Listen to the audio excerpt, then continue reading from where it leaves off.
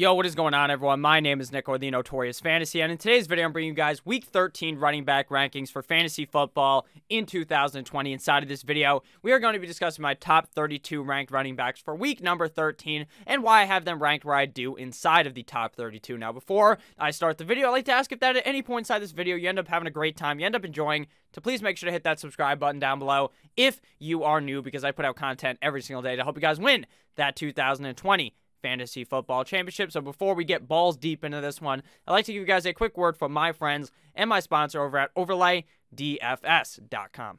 OverlayDFS.com is my favorite way to play daily fantasy sports on the interwebs. They do have two options on their website, the progressive tournaments as well as the matchup shop. But my favorite place to make that young moolah, like my name was Lil Wayne, is on the matchup shop. It's pretty simple. Who scores more fantasy points? Some examples from Monday Night Football. Miles Sanders, -9 fantasy points, or Boston Scott, +9 fantasy points. DK Metcalf -0.5 a point, or Tyler Lockett +0.5 a point. It is so simple. You can put up as much money as you want, and it is so easy to win. Anyone could do it. You guys do research all week long to win your fantasy football matchup, so why not win some extra cash on top of it on OverlayDFS.com. Again, make sure you guys check it out, OverlayDFS.com. And we are back. Let's get into it. Week 13 running back rankings. We begin with running backs 1 through 12. Now, there's some familiar faces here inside the top 12, and a face that I may be completely wrong on, or this could be one of the best rankings I've ever had in my life at number 11, who we are going to be talking about a little bit later. So we begin with number 1, Derrick Henry versus the Cleveland Browns. This game screams high-scoring affair where there's going to be a whole lot of running. Now, I do think the Tennessee Titans are going to air the ball out, because I do like Ryan Tannehill as well as the wide receivers. This week, a decent amount for the Tennessee Titans, but when it gets colder, it just screams Derrick Henry season. This motherfucker, once it gets below the level of where it's pretty fucking cold, people just simply cannot tackle Derrick Henry. He enters Super Saiyan mode, and he becomes the best version of Derrick Henry you've ever seen. And here up against the Cleveland Browns, that is what I fully expect in this matchup. I love Derrick Henry. At number 2, we have Austin Ekeler, the Ekeler versus the New England Patriots. Now, Austin Ekeler had 7 zillion targets last week in that game that they ultimately lost because they don't understand clock management.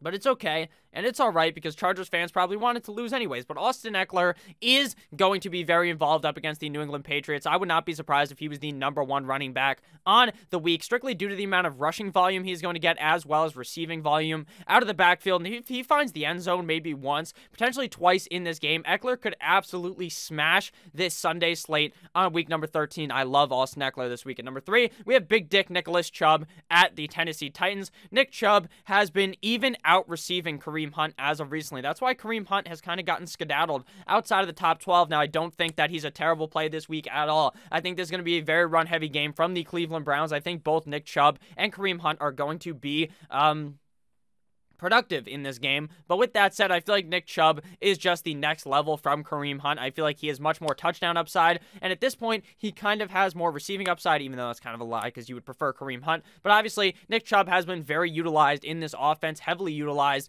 and up against the Tennessee Titans in a close game, Nick Chubb should be running the rock a lot in this matchup. At number 4, we have DC, and I'm not talking about Diet Coke or Daniel Cormier. I'm talking about Dalvin Cook versus the Jacksonville Jaguars, and Dalvin Cook has been a certified fucking beauty for fantasy football, magnifique as they would describe, I believe, in France. Now, Dalvin Cook has had some down games last week, didn't play as good. Why is that? Because he ended up getting hurt. Now, he's not going to be fully healthy going into this game, so I don't expect him to get a full workload, but in my opinion, up against the Jacksonville Jaguars, he could get half a load, and he's going to blow a Ron Jeremy-esque load all over the face of the Jacksonville Jaguars defense, like their name was Remy LaCroix. At number 5, we have James Robinson at the Minnesota Vikings, and this one is the other side of the ball, and I just love James Robinson. James Robinson, up against every single defense, just gets 7 million goddamn touches. Doesn't matter if they're down 1 million, James Robinson gets the ball. If they're up 1 million, James Robinson gets the ball, both in the receiving game as well as the rushing game. This guy, honestly, could be Rookie of the Year if the other rookies weren't so fucking amazing. Guys like Herbert, guys like Jefferson, guys like even T. Higgins could all be Rookie of the Year. James Robinson should be up there in that conversation due to how well this guy's been playing this season. Up against the Minnesota Vikings is not a, oh, shiver me timbers, we're playing the Minnesota Vikings kind of defense. It's like, we're playing the Minnesota Vikings. James Robinson's getting the ball 7 zillion fucking times, and we're going to try to win the game. I like Robinson here at number 5. And number 6, we have discount double checks brother, Aaron Jones versus the Philadelphia Eagles. Now, Aaron Jones and Aaron Rodgers have the same fucking birthday, which was a couple days ago. So happy birthday to Mr. Aaron Jones, and happy death day to the Philadelphia Eagles, because Aaron Jones and Aaron Rodgers are going to double pump these motherfuckers like they're playing in Fortnite. Aaron Jones is a beast. He had one bad game last week, or not even a bad game, right? He didn't take a shit right on your chest. He didn't screw you over. He just didn't play as well as we expected. But here, up against the Philadelphia Eagles, up against a team you can run train on, Aaron Jones should be able to have a big bounce back here. At number 7, we have Chris Carson versus the New York Football Giants. And there's nothing more that I love than the Seattle Seahawks running the goddamn ball 7 million times. I don't love it for my Russell Wilson fantasy football stonks, but I do love it for Chris Carson, because Chris Carson is very utilized in this offense. We saw 2 weeks ago when Chris Carson returned, Carlos Hyde was getting used a little too much, and then last week he's getting used. Chris Carson's getting used every single fucking time. This week up against the New York Football Giants, it's going to be even more heavily usage by Chris Carson. Chris Carson is going to play amazing here up against the New York Football Football Giants. I expect the Seattle Seahawks team to score a whole lot of points in this one. At number 8, we have AK Alvin Kamara at the Atlanta Falcons, and Alvin Kamara, aka AK, like AK fucking 47, he's no longer an AK-47, a machine gun used to kill people. He is like a Nerf AK-47, because he fucking shoots it at you and the bullet just bounces off you. Why? Because with Taysom Hill, he completely butt fucks Alvin Kamara, and he enjoys it, because Alvin Kamara gets screwed by Taysom fucking Hill, because Taysom Hill doesn't dump off the ball to Alvin Kamara like Drew Brees would, or like famous Jameis the W Eater Winston would. He instead just tries to run the ball himself, or they start using Latavius Murray a whole lot more. So this obviously sucks for Alvin Kamara, and I don't expect Alvin Kamara to have a tremendous game, but again, it's very hard to rank Alvin Kamara outside of the top 10, especially with such a cupcake matchup up against the Atlanta Falcons. At number 9, we have Miles Sanders at the Green Bay Packers, and we are here with another situation of terrible usage by the coaches. Doug Peterson, for some reason, just has a fucking hole in his goddamn head, because he does not use Miles Sanders at all in the correct way. How you use Miles Sanders is you give him the ball. Instead, they're just doing all types of shit, trying to pass with Carson Wentz. That doesn't work. How you win is by giving the ball to Miles Sanders. I expect a big game here out of him, but again, I'm nervous because up against the Green Bay Packers, they're no pushover, but Doug Peterson is so fucking stupid that I feel like it's going to screw me over. At number 10, we have David Montgomery versus the Detroit Lions, and cue that run from last week. I'm not going to cue it because I can't fucking play a clip of an NFL player running the ball on YouTube, because then YouTube will bend me over the table and shove their fist right up my ass, and I won't be able to upload for a week. So I can't be doing that. But David Montgomery, sheesh, looked good up against the Packers last week.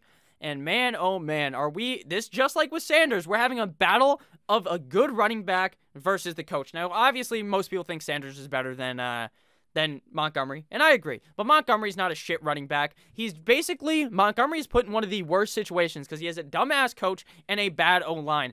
If Matt Nagy decided out of nowhere last week that he has finally figured out how to use David Montgomery in his second year in the NFL, couldn't figure it out last year, it's 2 years in. If he figured it out, then praise be the Lord of fantasy football, because David Montgomery is going to go balls deep in the Detroit Lions' ass. But, if Nagy somehow just saw that and then was like, you know what, that'll never happen again, and doesn't use him, then he can literally go fuck himself. I hate Matt Nagy. David Montgomery, I love him this week, top 10. At number 11, we have Devontae Booker at the New York Football Jets. Great matchup here. Josh Jacobs out. Raiders down bad after last week getting fucked by the Atlanta Falcons. The Jets' defense is awful. Devontae Booker, this one screams to me like either the greatest pick ever or the biggest mistake I'll ever make in fantasy football. If Devontae Booker just plays terrible against the Jets, I wouldn't be surprised, but the upside here is the fucking moon. The goddamn Jupiter is how good Devontae Booker could do, so I got him at running back number 11. I'll probably end up regretting it, but I love him. I'm all in. Pull up your cojones, slap them on the goddamn table. Devontae Booker, top 12, running back on the week. At number 12, we have Clyde Edwards-Helaire versus the Denver Broncos. Now, Clyde Edwards-Helaire is currently ill, not sick, so will he end up even playing on Sunday? I don't know. I would assume so. If he doesn't play, Le'Veon Bell is a sneaky start, but Clyde Edwards-Helaire has been decent this year. Hasn't been amazing. I mean, he's a rookie, so you can't really expect the world from him, but James Robinson, other rookie running back, is clearly outperforming him. Clyde Edwards-Helaire up against the Denver Broncos. This is a good matchup for him, so I would expect him to be a top 12 back if he does end up suiting up on Sunday. Now onto running backs 13 through 24, so if you guys have ended up enjoying this video thus far, please make sure to hit that subscribe button down below. At number 13, we have Antonio Gibson at the Pittsburgh Steelers. Now, Antonio Gibson has been getting force-fed in these matchups, so even up against a tough Pitt defense, I will be willing to put him as a top 13 running back. But the only reason why he's not inside the top 12 is because he's playing up against the Steelers defense, and they are no joke. But I still think he'll be able to overcome that due to a significant amount of touches in this matchup up against the Steelers. At number 14, we have, just kidding, J.K. Dobbins versus the Dallas Cowboys. Now, the Baltimore Ravens put you in one of the biggest mental gymnastics situations you've ever been in your life to try to start J.K. Dobbins. One, he is in a very good rushing backfield, but he is surrounded by a bunch of other motherfuckers who are going to be getting touches, and you have no idea going into the game which guy will be seeing the overwhelming amount of targets, or rushes.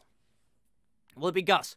Will it be Ingram? Will it be Dobbins? I have no idea, but my brain tells me Dobbins, so I like Dobbins here up against the Dallas Cowboys in a very, very, very strong spot for running backs. At number 15, we have Raheem the Dream Mostert versus the Buffalo Bills. Raheem Mostert is that motherfucker on the team. He's going to be the reason why if the 49ers end up winning, that will be why, because Raheem Mostert can take the ball in 80 yards to the end zone as fast as Tyreek Hill can. Raheem Mostert is fast as fuck boy, like his name was Sonic. Up against the Buffalo Bills, this is definitely a good spot because the Bills' run defense is not all that great. At number 16, we have Kareem Hunt at the Tennessee Titans. Again, I spoke about him earlier, so there's no need to really expound too much on him. Chubb has been getting more receptions than him, which is kind of scary, but he's still useful in this offense, still definitely a guy that can find the end zone and be worthy of a top 16 started running back this week. At number 17, we have DeAndre Swift at the Chicago Bears. Is he good to go on Sunday? I don't know. Personally, he says he feels fine, or actually he said he wasn't feeling great.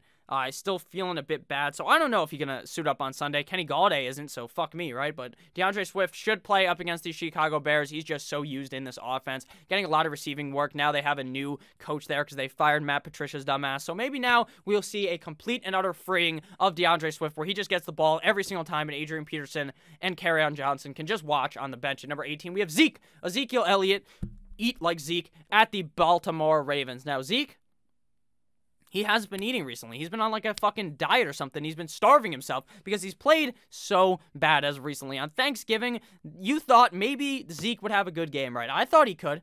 I thought this was a nice matchup, you know? Play a Washington football team. You could do pretty well. And instead, the only thing you were eating was a fat fucking L instead of a W like your name was Jameis Winston. It was unreal how bad Zeke plays here against a tough run defense in the Baltimore Ravens. So yes, I am worried. That's why he's a top 18 running back, not a top 5 running back like you probably would have thought of going into the season. Why is the rushing attack so bad? I think it's because without Dak, he's just not as good. Dak makes it so that, hey, maybe they're not going to run the ball here. Maybe they'll try to throw it, this, that, and the other thing. Maybe Dak will run it. But now you're just thinking, oh, Zeke's going to get it here, and then they all stack the box. Zeke gets absolutely fucked behind the line of scrimmage, and he does nothing. So Zeke, I like him as a running back. This is a tough matchup, and he is on a bad Cowboys team as of right now, so it is definitely worrisome at 18. At number 19, we have Wayne Gallman at the Seattle Seahawks. I was super high. I was higher than fucking Snoop Dogg on a Tuesday last week on Wayne Gallman, and he paid dividends in that matchup. Great call from me. Wayne Gallman here up against the Seattle Seahawks. I like him again this week. Not as much as last week, but I still feel like up against Seattle, he will get a whole lot of rushing opportunity in this one. At number 20, we have KD, and we ain't talking Kevin Durant. We ain't talking no snakes. We're talking Kenyon Drake versus the Los Angeles Rams. Now, Kenyon Drake double pumped his way into the end zone last week, and I don't know if we will see that again here. Kyler Murray, I feel like, is pissed off and is going to have a revenge game here. Not even a revenge game against the Rams, but just an anger game against the Rams. I like Drake a decent amount this week. The running backs this week, once we get past, like, 12, I'm not as certain as I normally am. I feel like we're in a difficult week this week with a lot of tough matchups for these running backs, but I do think Drake should be good enough this week. Definitely a solid running back, too, on the week. At number 21, we have JT, Jonathan Taylor at the Houston Texans. Now, the Indianapolis Colts backfield is just as confusing as the Baltimore Ravens backfield because you legitimately have no idea what's going to happen. Jonathan Taylor could get the ball 7 million times in the first quarter of the game. On the first drive, score a touchdown, fucking bend the defense over, fucking swiftly kick them right in the nuts, and score 7 touchdowns in the first quarter. And then the next quarter, he's doing nothing.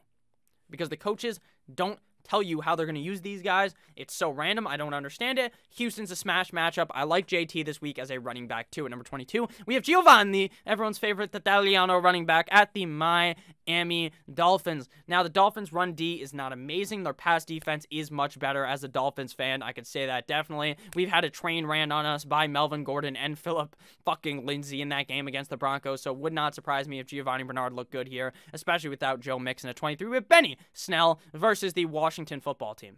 And as I'm recording this, of course, we get the news that DeAndre Swift is doubtful on Sunday, so Kerryon Johnson and Adrian Peterson will be kind of start-worthy in deeper kind of leagues. So Swift gets moved out of 17, unless, of course, he plays, because that's always possible. Benny Snell, we're back to it at 23. Benny has a good shot here. Trap money, Benny. I love champagne, but you know you love the Henny. I think that's what Drake said in that song. From the block like you, Jenny, you know what I'm saying? But Benny Snell here up against the Washington football team is definitely not a smash matchup because the Washington football team front seven is good, but Pittsburgh likes to run the ball. Snell will be that guy unless Connor returns this week, which I don't think he will. 24, we have Nyheim Hines at the Houston Texans. Again, no idea what to think of this Colts backfield. Either of these guys could absolutely butt-fuck the Houston Texans, but the other guy will probably end up butt-fucking you, not being useful at all. Now to running backs 25 through 32. So again, if you ended up enjoying, please make sure to hit that subscribe button down below. At number 25, we have Latavius Murray at the Atlanta Falcons. Now, I talked about this earlier with Alvin Kamara. With Taysom Hill, Latavius Murray is for some reason getting touches. Now, would it surprise me at all if Alvin Kamara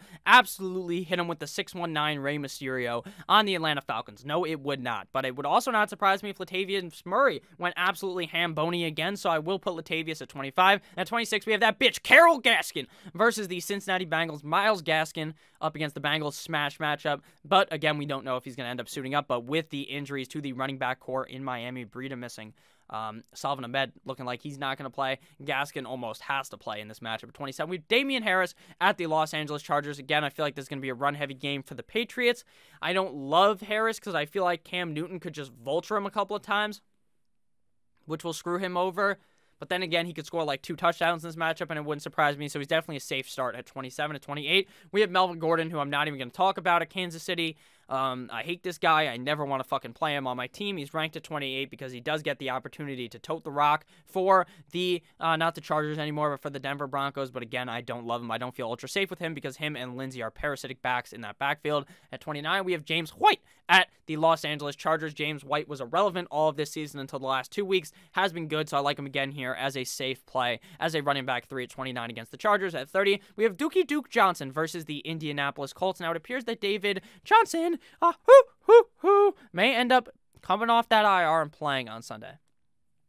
So, in that case, I don't like Duke Johnson at all, but I don't like David Johnson either coming off the injury. So I'll have Duke at 30, but again, David Johnson may miss. At 31, we have Cam Akers at the Arizona Cardinals. Akers has been solid, but again, he's in a parasitic backfield as well, but he seems like the #1 guy there now, getting touches and up against Arizona. That's definitely useful as a top 31 back. And closing in the top 32, we have the man who's been playing since the fucking pigskin has been formed, Frank Gore versus the Las Vegas Raiders. Hopefully I didn't break your ears right there. But Frank Gore here, he's old as fuck, but he gets the ball enough to be worthy of a top 32 start up against the Raiders. So thank you guys all for watching this video. Again, if you ended up enjoying, please make sure to hit that subscribe button down below. OverlayDFS.com down below in the description. Check it out. Come play. Win some cash. Eat a W like your name was Jameis Winston. I love you all. Again, if you're new, hit that subscribe button. If you're not new, hit that like button. I love you all. See you beautiful bastards later with another banger of a video. As always, good boy.